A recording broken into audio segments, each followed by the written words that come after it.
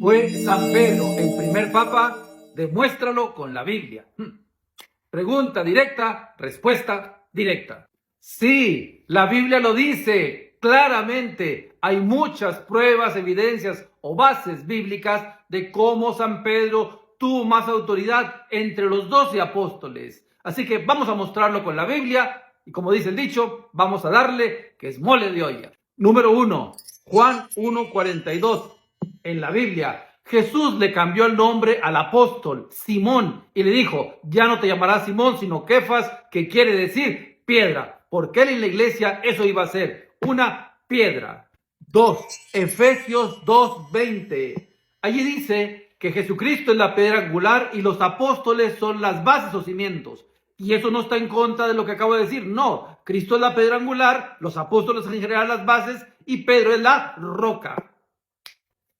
3. San Juan capítulo 10 y San Juan 21:15 al 17. Ahí hay una prueba de cómo Jesús dijo: yo soy el buen pastor en Juan 10, y al mismo tiempo después deja a Pedro como pastor. Le dice: apacienta mis ovejas, apacienta mis corderos. San Juan 21 del 15 al 17.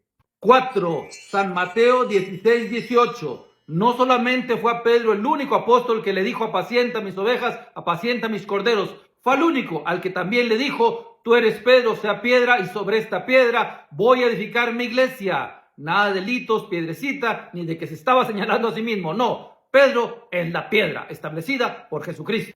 5. San Mateo 16:19. También fue al único, el apóstol Pedro, que le dijo: a ti te daré las llaves del reino de los cielos, haciendo referencia a Isaías 22, donde el representante del rey tiene la autoridad. Solo ahí lo dejó. Otra huella de cómo Pedro fue el primer papa. Papa quiere decir padre, el que nos dejó Jesucristo.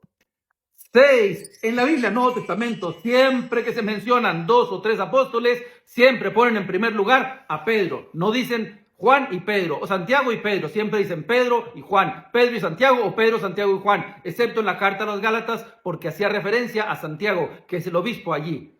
Fuera de ahí, siempre es Pedro en primer lugar. 7. No solamente recibió esa autoridad, sino que la puso en práctica. Hechos 1:14. ¿Quién fue el que se puso de pie para que buscaran a otro que ocupara el lugar de Judas?